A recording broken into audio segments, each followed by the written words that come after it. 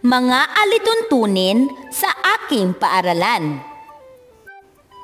Sa bawat paaralan, may mga alituntuning ipinapatupad na kinakailangang sundin ng mga mag-aaral upang hindi makapagdulot ng problema sa iba. May mga tungkulin din tayo sa paaralan. Isa sa mga ito ay ang pagsunod sa mga alituntunin upang mapanatili ang kaayusan, kalinisan at kagandahan ng ating paaralan. Ang paaralan sa ating bansa, pampubliko o pribado man, ay nagtatalaga ng mga alituntunin na dapat sundin ng mga mag-aaral.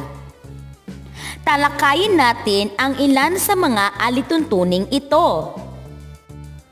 Isa, attendance o pagdalo sa klase. Ang regular na pagpasok sa klase ay dapat sundin upang maging kapaki-pakinabang na mag-aaral. Ang batang palaging lumiliban sa klase ay walang natututunan. Dalawa, punctuality o pagiging tama sa oras.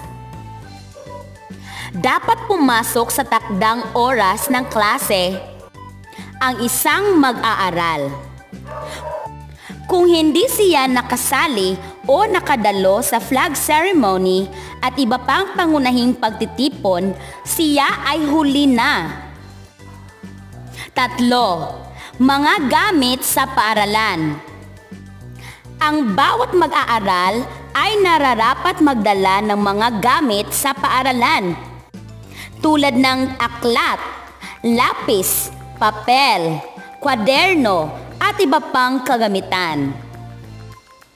Ipinagbabawal din ang pagdadala ng mga bagay na hindi sakop ng pag-aaral tulad ng cellphone, mga laruan, tablet, baraha, kamera at iba pang kagamitan na hindi naman kailangan sa pag-aaral. Apat, kasuotang pampaaralan. Ang pagpasok sa paaralan na may kumpletong uniforme at ID ay bahagi ng alituntunin ng paaralan. Ang bawat paaralan ay may iba't ibang patakaran tungkol dito. 5. Pang-araw-araw na schedule.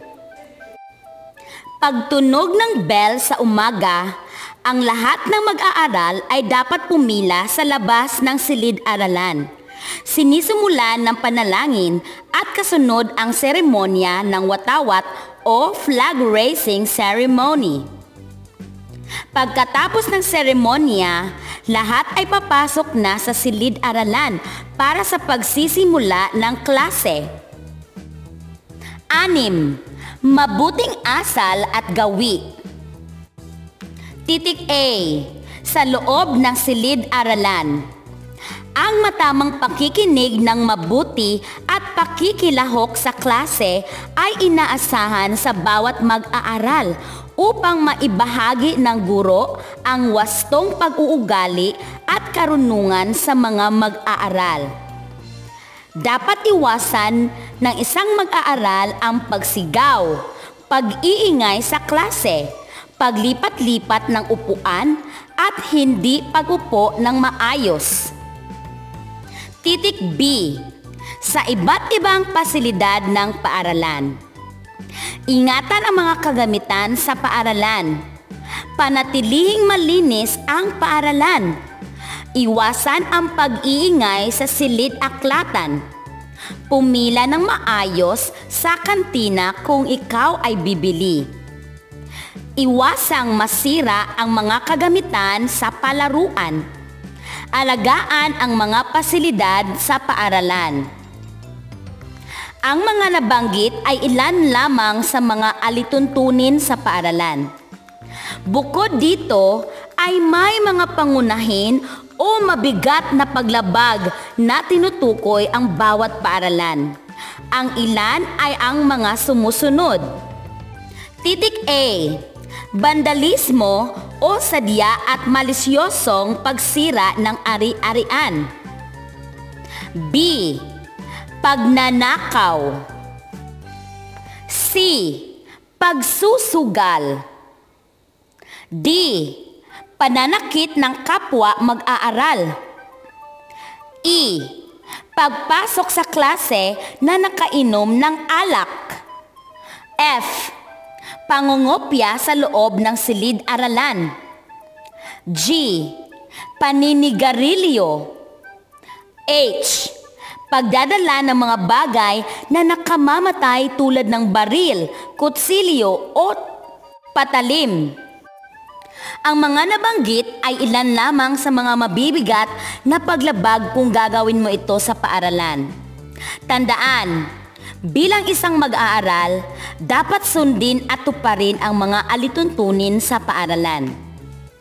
Ang pagsunod at hindi pagsunod sa mga alituntunin ng paaralan ay may epekto sa ating sarili at sa klase. Subukan natin. Lagyan ng check kung wasto ang bawat pahayag. Lagyan ng X kung hindi. Isa. Makinig ng mabuti sa guro. Ano ang tamang sagot? Ang sagot ay check. Dalawa. Sirain ang mga gamit at pasilidad ng paaralan. Ano ang tamang sagot? Check or X? Ang tamang sagot ay X. Tatlo. Tuksuhin ang mga may kapansanang kamag-aral. Ano ang tamang sagot? Ang sagot ay X. Apat. Hindi dapat pumasok sa takdang oras ang isang mag-aaral. Ano ang tamang sagot? Ang sagot ay X. 5. Iwasan ang paglalaro sa loob ng silid-aralan. Ano ang tamang sagot? Ang sagot ay check. 6. Uminom ng alak kung pumasok sa paaralan. Ano ang tamang sagot? Ang sagot ay X.